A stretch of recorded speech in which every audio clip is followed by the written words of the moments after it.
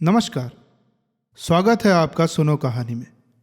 गुनाहों के देवता के पिछले भाग में हमने सुना कहानी के दो मुख्य किरदार सुधा और चंदर के बारे में।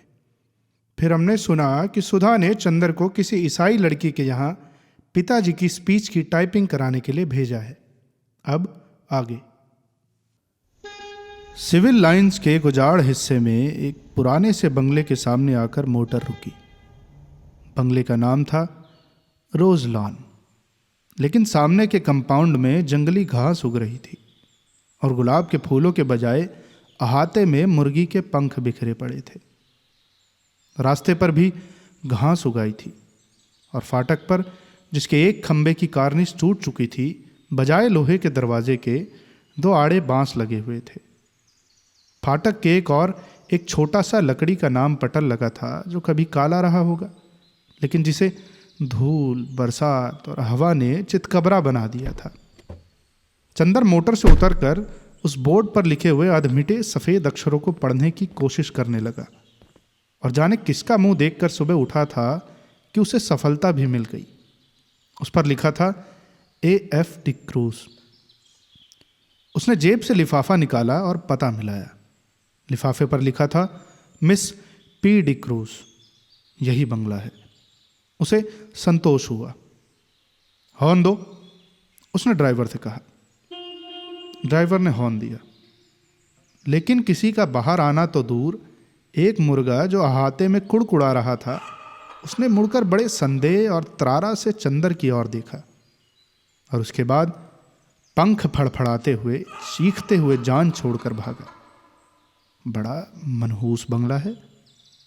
यहां आदमी रहते हैं या प्रेत? कपूर ने ऊब कर कहा और ड्राइवर से बोला, जाओ तुम, हम अंदर जाकर देखते हैं। अच्छा हुजूर, सुधा बीबी से क्या कह देंगे? कह देना पहुंचा दिया। कार मुड़ी और कपूर बांस फांदकर अंदर घुसा। आगे का पोर्टिको खाली पड़ा था और नीचे की जमीन ऐसी थी कि जैसे कई साल से उस बंगले में कोई सवारी गाड़ी ना आई हो। वह बरामदे में गया। दरवाजे बंद थे और उन पर धूल जमी थी। एक जगह चौखट और दरवाजे के बीच में मकड़ी ने जाला बुन रखा था। यह बंगला खाली है क्या? कपूर ने सोचा। सुबह 8:30 बजे ही वहां ऐसा सन्नाटा छाया था कि दिल घबरा जाए। आसपास चारों ओर आधी फरलांग तक कोई बंगला नहीं था। उसने सोचा, बंगले के पीछे की ओर शायद नौकरों की झोपड़ियां हो।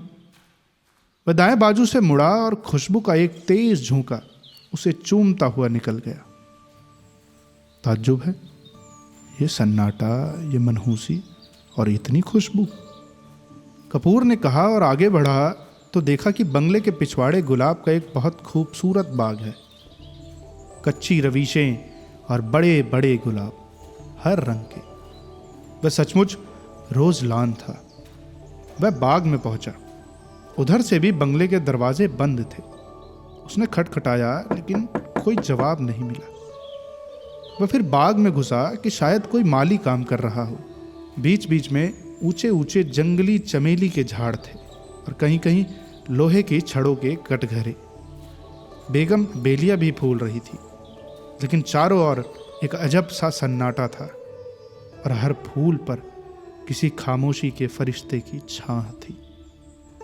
फूलों में रंग था, हवा में ताजगी थी, पेड़ों में हरियाली थी, झोंकों में खुशबू थी। लेकिन फिर भी सारा बाग एक ऐसे सितारों का गुलदस्ता लग रहा था जिनकी चमक, जिनकी रोशनी और जिनकी ऊंचाई लुट चुकी हो। लगता था जैसे बाग का मालिक मौसमी रंगीनी भूल चुका हो, क्योंकि नेस्टर्शियम या स्वीट पी या फ्लाक्स, कोई भी मौसमी फूल न था। सिर्फ गुलाब थे, जंगली चमेली थी और बेगम बेलिया थी जो सालों पहले बोए गए थे। उसके बाद उन्हीं की काट छाट पर बाग चल रहा था। बागबानी में कोई नवीनता और मौसम का उल्लास न था। चंदर फूलों का बेहद शौकीन था। सुबह घूमने के लिए भी उसने दरिया किनारे के बजाय अल्फ्रेड पार्क चुना था। क्योंकि पानी की लहरों के बजाय उसे फूलों के बाग के रंग और सौरभ की लहरों से बेहद प्यार था। और उसे दूसरा शौक यह था कि फूलों के पौधों के पास से गुजरते हुए हर फूल को समझने की कोशिश करना। अपनी नाजुक टहनियों पर हंसते मुस्कुराते हुए ये फूल जैसे अपने रंगों की बोली में आदमी से जिंदगी का जाने कौन सा राज कहना चाहते हैं। और ऐसा लगता है कि जैसे हर फूल के पास अपना व्यक्तिगत संदेश है, जिसे वह अपने दिल की पंखुड़ियों में आहिस्ते से सहेज कर रखे हुए है कि कोई सुनने वाला मिले और वह अपनी दास्तां कह जाए। पौधे की ऊपरी फुनगी पर मुस्कुराता हुआ आसमान की तरफ मुंह किए हुए यह गुलाब, जो रात भर सितारों की मुस्कुराहट चुपचाप पीता रहा है, यह अपनी मोतियों पंखुड़ियों के होठों से जाने क्यों खिलखिलाता ही जा रहा था। जाने इसे कौन सा रहस्य मिल गया है। और वह एक नीचे वाली टहनी में आधा झुका हुआ गुलाब, झुकी हुई पलकों सी पंखुड़ियां और दोहरे मखमली तार सी उसकी डंडी। ये गुलाब जाने क्यों उदास है। और यह दुबली पतली लंबी सी नाजुक कली जो बहुत सावधानी से हरा आंचल लपेटे है और प्रथम ज्ञात यौवना की तरह लाज में जो सिमटी तो सिमटी ही चली जा रही है, लेकिन जिसके यौवन की गुलाबी लपटें 7 हरे पर्दों में से झलकी ही पड़ती हैं, झलकी ही पड़ती हैं। और फारस के शहजादे जैसा शान से खिला हुआ पीला गुलाब, उस पीले गुलाब के पास आकर चंदर रुक गया और झुककर देखने लगा। कार्तिक पूनों की चांद से झरने वाले अमृत को पीने के लिए व्याकुल किसी सुकुमार भावुक परी की फली हुई अंजलि के बराबर बड़ा सा वह फूल जैसे रोशनी बिखेर रहा था। बेगम बेलिया के कुंजों से छन कर आने वाली तोता पंखी धूप ने जैसे उस पर धान पान की तरह खुशनुमा हरियाली बिखेर दी थी। चंदर ने सोचा उसे तोड़ ले, लेकिन हिम्मत न पड़ी। वह झुका कि उसे सूंघ ही ले। सूंघने के इरादे से उसने हाथ बढ़ाया ही था कि किसी ने पीछे से गरज कर कहा, "Here you are! I have caught red-handed today." ये तुम हो, आज तुम्हें मौके पर पकड़ पाया हूं। और उसके बाद किसी ने चंदर को अपने दोनों हाथों में जकड़ लिया और उसकी गर्दन पर सवार हो गया। वह उछल पड़ा और अपने को छुड़ाने की कोशिश करने लगा। पहले तो वह कुछ समझ नहीं पाया। अजब रहस्यमय है ये बंगला। एक अव्यक्त भय और एक सिहरन में उसके हाथ पांव ढीले हो गए, लेकिन उसने हिम्मत करके अपना एक हाथ छुड़ा लिया और पीछे मुड़कर देखा तो एक बहुत कमजोर बीमार सा पीली आंखों वाला गोरा उसे पकड़े हुए था। चंदर के दूसरे हाथ को फिर पकड़ने की कोशिश करता हुआ वह हाँफता हुआ बोला, "रोज रोज यहां से फूल गायब होते थे। मैं कहता था कौन तोड़ जाता है।" वह हाँफता ही जा रहा था। "आज मैंने पकड़ा है तुम्हें। रोज चुपके से चले जाते थे।" वह चंदर को कसकर पकड़े था, लेकिन उस बीमार गोरे की सांसें जैसे छूटी जा रही थी। चंदर ने उसे झटका देकर ढकेल दिया और डांट कर बोला, "क्या मतलब है तुम्हारा? पागल है क्या? खबरदार जो हाथ बढ़ाया, अभी ढेर कर दूंगा तुझे, गोरा सुअर।" और उसने अपनी आस्तीनें चढ़ाई। वह धक्के से गिर गया था। धूल झाड़ते उठ बैठा और बड़े ही रोनी आवाज में बोला, "कितना जुल्म है। मेरे फूल भी तुम चुरा ले गए और मुझे इतना हक भी नहीं कि तुम्हें धमकाऊं। अब तुम मुझसे लड़ोगे। तुम जवान हो, मैं बूढ़ा हूं। हाय रे मैं।" और सचमुच वह जैसे रोने लगा हो। चंदर ने उसका रोना देखा और उसका सारा गुस्सा हवा हो गया और हंसी रोक कर बोला, "गलत फहमी है जनाब। मैं बहुत दूर रहता हूं। मैं चिट्ठी लेकर मिस डी क्रूज से मिलने आया था।" उसका रोना रुका नहीं। "तुम बहाना बनाते हो, बहाना बनाते हो। और अगर मैं विश्वास नहीं करता तो तुम मारने की धमकी देते हो। अगर मैं कमजोर ना होता तो तुम्हें पीस कर खा जाता और तुम्हारी खोपड़ी कुचल कर फेंक देता, जैसे तुमने मेरे फूल फेंके होंगे। फिर तुमने गाली दी, मैं उठाकर अभी तुम्हें नाली में फेंक दूंगा। अरे बाप रे, दौड़ो दौड़ो, मुझे मार डाला, पापी, टामी। अरे दोनों कुत्ते मर गए। उसने डर के मारे चीखना शुरू किया। क्या है बर्टी, क्यों चिल्ला रहे हो? बाथरूम के अंदर से किसी ने चिल्ला कर कहा। अरे मार डाला इसने, दौड़ो दौड़ो। झटके से बाथरूम का दरवाजा खुला। बेदिंग गाउन पहने हुए एक लड़की दौड़ती हुई आई और चंदर को देखकर रुक गई। क्या है? उसने डांट कर पूछा। कुछ नहीं, शायद पागल मालूम देता है। जबान संभाल कर बोलो, वह मेरा भाई है। ओह, कोई भी हो, मैं मिस डिक्रूज से मिलने आया था। मैंने आवाज़ दी तो कोई बोला नहीं, सो मैं बाग में घूमने लगा। इतने में इसने मेरी गर्दन पकड़ ली। यह बीमार और कमज़ोर है, वरना अभी गर्दन दबा देता। गोरा उस लड़की के आते ही फिर तन कर खड़ा हो गया और दांत पीस कर बोला। अरे मैं तुम्हारा दांत तोड़ दूंगा, बदमाश कहीं का। चुपके चुपके आया और मेरा गुलाब तोड़ने लगा। मैं चमेली के झाड़ के पीछे छिपा देख रहा था। अभी मैं पुलिस बुलाती हूं, तुम देखते रहो बर्टी से, मैं फोन करती हूं। लड़की ने डांटते हुए कहा। अरे भाई, मैं मिस डिक्रूज से मिलने आया हूं। मैं तुम्हें नहीं जानती, झूठा कहीं का। मैं ही मिस डिक्रूज हूं। अच्छा तो देखिए खत। लड़की ने खत खोला और पढ़ा और एकदम से उसने अपनी आवाज बदल दी। छी बर्टी, तुम किसी दिन पागल खाने जाओगे। तुम तो मुझे बदनाम करा डालोगे। आपको डॉक्टर शुक्ला ने भेजा है। उसकी शक्ल और भी रोनी हो गई। मैं नहीं जानता था, मैं नहीं जानता था, उसने और भी घबरा कर कहा। माफ कीजिएगा, लड़की ने बड़े मीठे स्वर में साफ हिंदुस्तानी में कहा।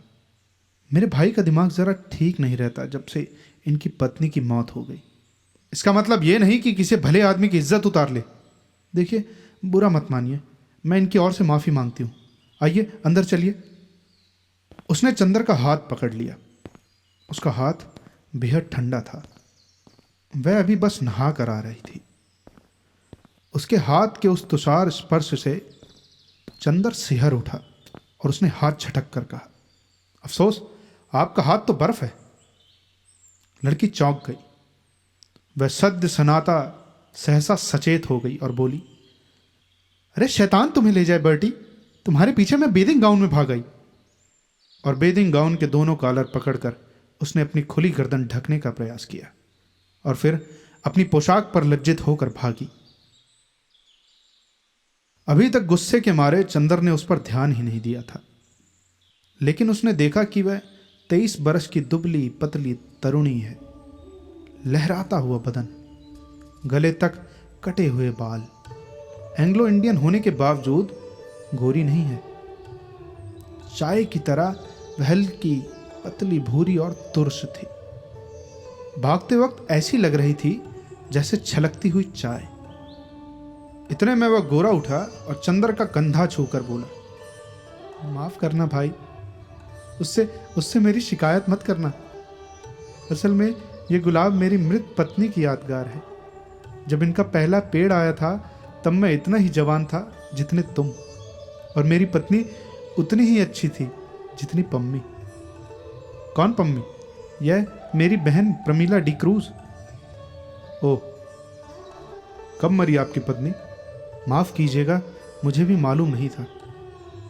हाँ, मैं बड़ा अभागा हूं। मेरा दिमाग कुछ खराब है, देखिए। कहकर उसने झुककर अपनी खोपड़ी चंदर के सामने कर दी और बहुत गिड़गिड़ा कर बोला। पता नहीं कौन मेरे फूल चुरा ले जाता है। अपनी पत्नी की मृत्यु के बाद 5 साल से मैं उन फूलों को संभाल रहा हूं। हाय रे मैं। जाइए, पम्मी बुला रही है। पीछे के सहन का बीच का दरवाजा खुल गया था और पम्मी कपड़े पहनकर बाहर झांक रही थी। चंदर आगे बढ़ा और गोरा मुड़कर अपने गुलाब और चमेली की झाड़ी में खो गया। चंदर गया और कमरे में पड़े हुए एक सोफे पर बैठ गया। पम्मी नहा चुकी थी और एक हल्की फ्रांसीसी खुशबू से महक रही थी। शैम्पू से धुले हुए रूखे बाल जो मचले पड़ रहे थे, खुशनुमा आसमानी रंग का एक पतला चिपका हुआ झीना ब्लाउज और ब्लाउज पर एक फ्लैनेल का फुल पैंट जिसके 2 गेलिस कमर, छाती और कंधे पर चिपके हुए थे।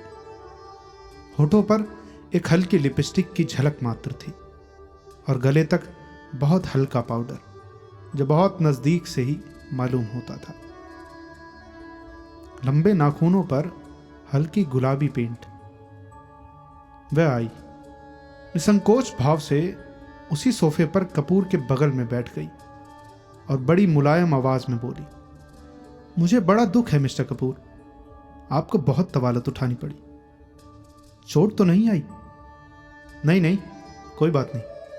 कोई भी लड़की निसंकोच भाव से इतनी अपनायत से सहानुभूति दिखाए और माफी मांगे तो उसके सामने कौन पानी पानी नहीं हो जाएगा, और फिर वह भी तब जब उसके होठों पर न केवल बोली अच्छी लगती हो वरन लिपस्टिक भी इतनी प्यारी हो। लेकिन चंदर की एक आदत थी, चाहे कुछ न हो, कम से कम वह यह अच्छी तरह जानता था कि नारी जाति से व्यवहार करते समय कहां पर कितनी ढील देनी चाहिए, कितना कसना चाहिए, कब सहानुभूति से उन्हें झुकाया जा सकता है, कब अकड़कर। इस वक्त जानता था कि इस लड़की से वह जितनी सहानुभूति चाहे ले सकता है, अपने अपमान के हरजाने के तौर पर।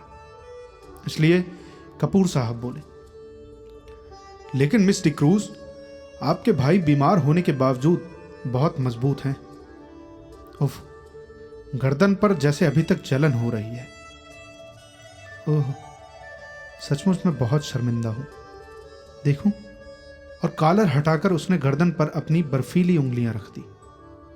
लाइए लोशन मल दूं मैं। धन्यवाद धन्यवाद, इतना कष्ट न कीजिए, आपकी उंगलियां गंदी हो जाएंगी। कपूर ने बड़ी शालीनता से कहा। मम्मी के होठों पर एक हल्की सी मुस्कुराहट, आंखों में हल्की सी लाज और वक्ष में एक हल्का सा कंपन दौड़ गया। यह वाक्य कपूर ने चाहे शरारत में ही कहा हो, लेकिन कहा इतने शांत और संयत स्वरों में कि मम्मी कुछ प्रतिवाद भी न कर सकी। और फिर 6 बरस से 60 बरस तक की कौन ऐसी स्त्री है जो अपने रूप की प्रशंसा पर बेहोश न हो जाए। अच्छा लाइए, वह स्पीच कहाँ है जो मुझे टाइप करनी है? उसने विषय बदलते हुए कहा। यह लीजिए। कपूर ने दे दी। यह तो मुश्किल से 3-4 घंटे का काम है। और मम्मी स्पीच को उलट पुलट कर देखने लगी। माफ कीजिएगा अगर मैं कुछ व्यक्तिगत सवाल पूछूं। क्या आप टाइपिस्ट हैं? कपूर ने बहुत शिष्टता से पूछा। जी नहीं। पम्मी ने उन्हीं कागजों पर नजर गड़ाते हुए कहा। मैंने कभी टाइपिंग और शॉर्ट हैंड सीखी थी और तब मैं सीनियर कैम्ब्रिज पास करके यूनिवर्सिटी गई थी। यूनिवर्सिटी मुझे छोड़नी पड़ी क्योंकि मैंने अपनी शादी कर ली। अच्छा, आपके पति कहाँ हैं? रावलपिंडी में, आर्मी में। लेकिन फिर आप डिक्रूज क्यों लिखती हैं? और फिर मिस? क्योंकि हम लोग अलग हो गए हैं। और स्पीच के कागज को वह फिर तय करते हुए बोली, मिस्टर कपूर, आप अविवाहित हैं? जी हाँ। और विवाह करने का इरादा तो नहीं रखते? नहीं। बहुत अच्छे, तब तो हम लोगों में निभ जाएगी। मैं शादी से बहुत नफरत करती हूँ। शादी अपने को दिए जाने वाला सबसे बड़ा धोखा है। देखिए, ये मेरे भाई हैं ना, कैसे पीले और बीमार से हैं। ये पहले बड़े तंदुरुस्त और टेनिस में प्रांत के अच्छे खिलाड़ियों में से थे। एक बिशप की दुबली पतली भावुक लड़की से इन्होंने शादी कर ली और उसे बेहद प्यार करते थे। सुबह शाम दोपहर रात कभी उसे अलग नहीं होने देते थे। हनीमून के लिए उसे लेकर सिलोन गए थे। वह लड़की बहुत कला प्रिय थी, बहुत अच्छा नाचती थी, बहुत अच्छा गाती थी और खुद गीत भी लिखती थी। ये गुलाब का बाग उसी ने बनवाया था और इन्हीं के बीच में दोनों बैठकर घंटों गुजार देते थे। कुछ दिनों बाद दोनों में झगड़ा हुआ। क्लब में बॉल डांस था और उस दिन वह लड़की बहुत अच्छी लग रही थी, बहुत अच्छी। डांस के वक्त इनका ध्यान डांस की तरफ कम था, अपनी पत्नी की तरफ ज्यादा। इन्होंने आवेश में उसकी उंगलियां जोर से दबा दी। वह चीख पड़ी और सभी लोग इन लोगों की ओर देखकर हंस पड़े। वह घर आई और बहुत बिगड़ी। बोली, आप नाच रहे थे या टेनिस का मैच खेल रहे थे? मेरा हाथ था या टेनिस का रैकेट? इस बात पर बर्टी भी बिगड़ गया और उस दिन से जो इन लोगों में खटकी तो फिर कभी न बनी। धीरे धीरे वह लड़की एक सार्जेंट को प्यार करने लगी। बर्टी को इतना सदमा हुआ कि वह बीमार पड़ गया, लेकिन बर्टी ने तलाक नहीं दिया, उस लड़की से कुछ कहा भी नहीं, और उस लड़की ने सार्जेंट से प्यार जारी रखा, लेकिन बीमारी में बर्टी की बहुत सेवा की। बर्टी अच्छा हो गया। उसके बाद उसको एक बच्ची हुई और उसी में वह मर गई। हालांकि हम लोग सब जानते हैं कि वह बच्ची उस सार्जेंट की थी, लेकिन बर्टी को यकीन नहीं होता कि वह सार्जेंट को प्यार करती थी। वह कहता है, यह दूसरे को प्यार करती होती तो मेरी इतनी सेवा कैसे कर सकती थी भला। उस बच्ची का नाम बर्टी ने रोज रखा और उसे लेकर दिन भर उन्हीं गुलाब के पेड़ों के बीच में बैठा करता था, जैसे अपनी पत्नी को लेकर बैठता था। 2 साल बाद बच्ची को सांप ने काट लिया, वह मर गई और तब से बर्टी का दिमाग ठीक नहीं रहता। खैर, जाने दीजिए, आइए अपना काम शुरू करें। चलिए अंदर के स्टडी रूम में चले। चलिए, चंदर बोला और पम्मी के पीछे पीछे चल दिया। मकान बहुत बड़ा था और पुराने अंग्रेजों के ढंग पर सजा हुआ था। बाहर से जितना पुराना और गंदा नजर आता था, अंदर से उतना ही आलीशान और सुथरा। ईस्ट इंडिया कंपनी के जमाने की छाप थी अंदर। यहां तक कि बिजली लगाने के बावजूद अंदर पुराने बड़े बड़े हाथ से खींचे जाने वाले पंखे लगे थे। 2 कमरों को पार कर वे लोग स्टडी रूम में पहुंचे। बड़ा सा कमरा जिसमें चारों तरफ अलमारियों में किताबें सजी हुई थी। 4 कोने में 4 मेजें लगी हुई थी, जिनमें कुछ बस्ट और कुछ तस्वीरें स्टैंड के सहारे रखी हुई थी। एक अलमारी में नीचे खाने में टाइपराइटर रखा था। पम्मी ने बिजली जला दी और टाइपराइटर खोलकर साफ करने लगी। चंदर घूमकर किताबें देखने लगा। एक कोने में कुछ मराठी की किताबें रखी थी। उसे बड़ा ताज्जुब हुआ। अच्छा पम्मी, ओह माफ कीजिएगा, मिस डिक्रूज? नहीं, आप मुझे पम्मी पुकार सकते हैं, मुझे यही नाम अच्छा लगता है। हाँ, क्या पूछ रहे थे आप? क्या आप मराठी भी जानती हैं? नहीं, मैं तो नहीं, मेरे नाना जी जानते थे। क्या आपको डॉक्टर शुक्ला ने हम लोगों के बारे में कुछ बताया नहीं? नहीं, कपूर ने कहा। अच्छा, ताज्जुब है, पम्मी बोली। आपने ट्रेनाली डिक्रूज का नाम सुना है ना? हाँ, डिक्रूज, जिन्होंने कौशाम्बी की खुदाई करवाई थी। वह तो बहुत बड़े पुरातत्ववेता थे, कपूर ने कहा। हाँ, वही मेरे सगे नाना थे, और वह अंग्रेज नहीं थे, मराठा थे, और उन्होंने मेरी नानी से शादी की थी, जो एक कश्मीरी ईसाई महिला थी। उनके कारण भारत में इन्हें ईसाईयत अपनानी पड़ी। यह मेरे नाना का ही मकान है और अब हम लोगों को मिल गया है। डॉक्टर शुक्ला के दोस्त मिस्टर श्रीवास्तव बैरिस्टर है ना, उन्होंने और डॉक्टर शुक्ला ने ही यह जायदाद हमें दिलवाई। लीजिए, मशीन तो ठीक हो गई, उसने टाइपराइटर में कार्बन और कागज लगाकर कहा। लाइए निबंध। इसके बाद घंटे भर तक टाइपराइटर रुका नहीं। कपूर ने देखा कि यह लड़की जो व्यवहार में इतनी सरल और स्पष्ट है, फैशन में इतनी नाजुक और शौकीन है, काम करने में उतनी ही मेहनती और तेज भी है। उसकी उंगलियां मशीन की तरह चल रही थी और तेज इतनी कि 1 घंटा में उसने लगभग आधी पांडुलिपि टाइप कर डाली थी। ठीक 1 घंटे के बाद उसने टाइपराइटर बंद कर दिया। बगल में बैठे हुए कपूर की ओर झुककर कहा, अब थोड़ी देर आराम। और अपनी उंगलियां चटकाने के बाद वह कुर्सी खिसकाकर उठी और एक भरपूर अंगड़ाई ली। उसका अंग अंग धनुष की तरह झुक गया। उसके बाद कपूर के कंधे पर बेतकल्लुफी से हाथ रखकर बोली, क्यों, एक प्याला चाय मंगवाई जाए? मैं तो पी चुका हूं, लेकिन मुझसे तो काम होने से रहा अब बिना चाय के। पम्मी एक अलहड़ बच्चे की तरह बोली और अंदर चली गई। कपूर ने टाइप किए हुए कागज उठाए और कलम निकालकर उनकी गलतियां सुधारने लगा। चाय पीकर थोड़ी देर में पम्मी वापस आई और बैठ गई। उसने एक सिगरेट केस कपूर के सामने किया। धन्यवाद, मैं सिगरेट नहीं पीता। अच्छा, ताज्जुब है। आपकी इजाजत हो तो मैं सिगरेट पी लूं? क्या आप सिगरेट पीती हैं? छी, पता नहीं क्यों औरतों का सिगरेट पीना मुझे बहुत ही नापसंद है। मेरी तो मजबूरी है मिस्टर कपूर। मैं यहाँ के समाज में मिलती जुलती नहीं। अपने विवाह और अपने तलाक के बाद मुझे एंग्लो इंडियन समाज से नफरत हो गई है। मैं अपने दिल से हिंदुस्तानी हूँ, लेकिन हिंदुस्तानियों से घुलना मिलना हमारे लिए संभव नहीं। घर में अकेले रहती हूँ। सिगरेट और चाय से तबीयत बदल जाती है। किताबों का मुझे शौक नहीं। तलाक के बाद आपने पढ़ाई क्यों नहीं जारी रखी? कपूर ने पूछा।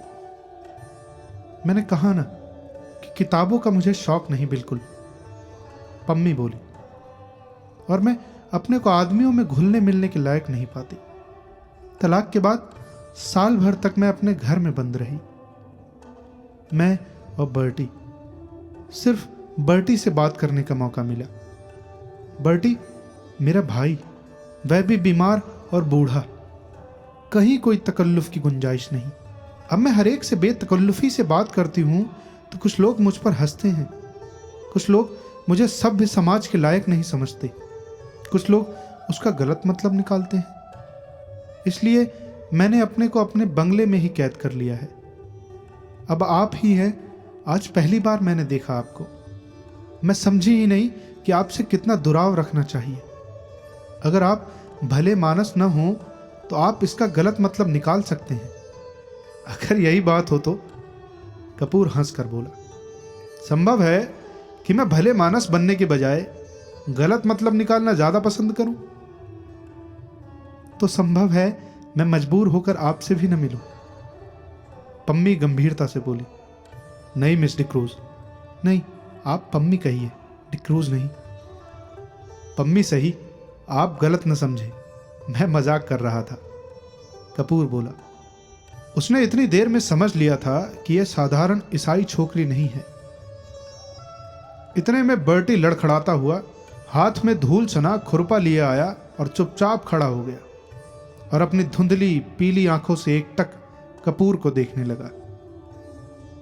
कपूर ने एक कुर्सी खिसका दी और कहा, आइए। पम्मी उठी और बर्टी के कंधे पर एक हाथ रखकर उसे सहारा देकर कुर्सी पर बिठा दिया। बर्टी बैठ गया और आंखें बंद कर ली। उसका बीमार, कमजोर व्यक्तित्व जाने कैसा लगता था कि पम्मी और कपूर दोनों चुप हो गए। थोड़ी देर बाद बर्टी ने आंख खोली और बहुत करुण स्वर में बोला, पम्मी, तुम नाराज हो? मैंने जानबूझकर तुम्हारे मित्र का अपमान नहीं किया था। अरे नहीं, पम्मी ने उठकर बर्टी का माथा सहलाते हुए कहा, मैं तो भूल गई और कपूर भी भूल गए। अच्छा, धन्यवाद। पम्मी, अपना हाथ इधर लाओ। और वह पम्मी के हाथ पर सिर रखकर पड़ा रहा और बोला, मैं कितना अभागा हूं, कितना अभागा। अच्छा पम्मी, कल रात को तुमने सुना था? वह आई थी और पूछ रही थी, बर्टी तुम्हारी तबीयत अब ठीक है? मैंने झट अपनी आंखें ढक ली कि कहीं आंख का पीलापन न देख ले। मैंने कहा, तबीयत अब ठीक है, मैं अच्छा हूं। तो उठी और जाने लगी। मैंने पूछा, कहाँ चली? तो बोली, सार्जेंट के साथ जरा क्लब जा रही हूं। फिर तुमने सुना था पम्मी? कपूर स्तब्ध सा उन दोनों की ओर देख रहा था। पम्मी ने कपूर को आंख का इशारा करते हुए कहा, हाँ, हमसे मिली थी वह, लेकिन बर्टी वह सर्जेंट के साथ नहीं गई थी। हाँ, तब? बर्टी की आंखें चमक उठी और उसने उल्लास भरे स्वर में पूछा। वह बोली, बर्टी के ये गुलाब सर्जेंट से ज्यादा प्यारे हैं। पम्मी बोली। अच्छा। मुस्कुराहट से बर्टी का चेहरा खिल उठा। उसकी पीली पीली आंखें और धंस गईं और दांत बाहर झलकने लगे। क्या कहा उसने? फिर तो कहो। उसने कहा, ये गुलाब सर्जेंट से ज्यादा प्यारे हैं। फिर इन्हीं गुलाबों पर नाचती रही और सुबह होते ही इन्हीं फूलों में छिप गई। तुम्हें तो किसी फूल में नहीं मिली? बर्टी ने बच्चों के से भोले विश्वास के स्वरों में कपूर से पूछा। चंदर चौंक उठा। पम्मी और बर्टी की इन बातों पर उसका मन बेहद भर आया था।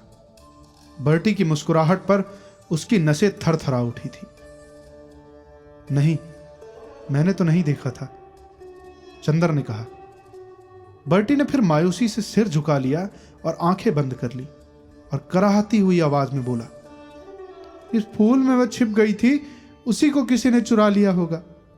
फिर सहसा वह तन कर खड़ा हो गया और पुचकारते हुए बोला, जाने कौन ये फूल चुराता है। अगर मुझे एक बार मिल जाए तो मैं उसका खून ऐसे पी लूं। उसने हाथ की उंगली काटते हुए कहा और उठकर लड़खड़ाता हुआ चला गया। वातावरण इतना भारी हो गया था कि फिर पम्मी और कपूर ने कोई बातें नहीं की।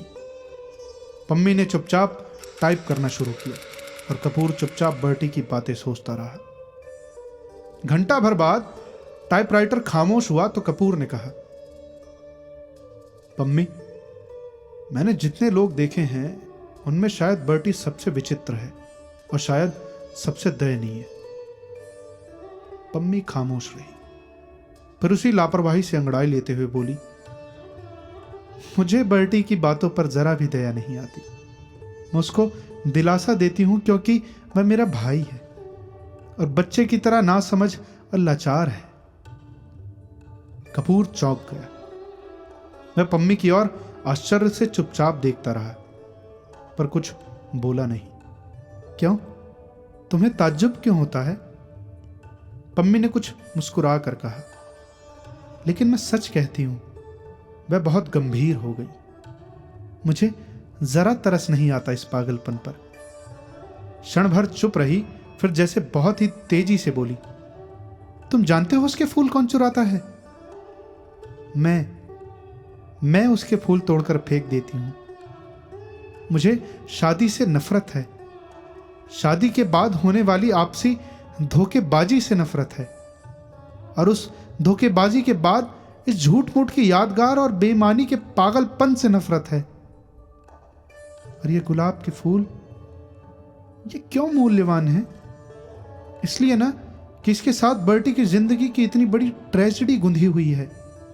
अगर एक फूल के खूबसूरत होने के लिए आदमी की जिंदगी में इतनी बड़ी ट्रेजेडी आना जरूरी है, तो लानत है उस फूल की खूबसूरती पर। मैं उससे नफरत करती हूं, इसीलिए तो किताबों से नफरत करती हूं। एक कहानी लिखने के लिए कितनी कहानियों की ट्रेजेडी बर्दाश्त करनी होती है। पम्मी चुप हो गई। उसका चेहरा सुर्ख हो गया था। थोड़ी देर बाद उसका तैश उतर गया और वह अपने आवेश पर खुद शर्मा गई। उठकर वह कपूर के पास गई और उसके कंधे पर हाथ रखकर बोली, अच्छा, बर्टी से मत कहना। कपूर ने सिर हिलाकर स्वीकृति दी और कागज समेट कर खड़ा हुआ। पम्मी ने उसके कंधे पर हाथ रखकर उसे अपनी ओर घुमाकर कहा, देखो, पिछले 4 साल से मैं अकेली थी और किसी दोस्त का इंतजार कर रही थी। तुम आए और दोस्त बन गए, तो अब अक्सर आना है? अच्छा, कपूर ने गंभीरता से कहा, डॉक्टर शुक्ला जी से मेरा अभिवादन कहना। कभी यहां जरूर आए। आप कभी चलिए, वहां उनकी लड़की है, आप उससे मिलकर खुश होंगी। पम्मी उसके साथ फाटक तक पहुंचाने चली तो देखा बर्टी एक चमेली के झाड़ में टहनियां हटा हटा कर कुछ ढूंढ रहा था। पम्मी को देखकर उसने पूछा, तुम्हें याद है वह चमेली के झाड़ में तो नहीं छिपी थी? कपूर ने पता नहीं क्यों जल्दी से पम्मी को अभिवादन किया और चल दिया। उसे बर्टी को देखकर डर लगता था। अब आगे की कहानी सुनने के लिए बने रहिए हमारे चैनल सुनो कहानी के साथ और कमेंट कीजिए उन किताबों के नाम जो आप सुनना चाहते हैं। मिलते हैं आपसे अगले भाग में।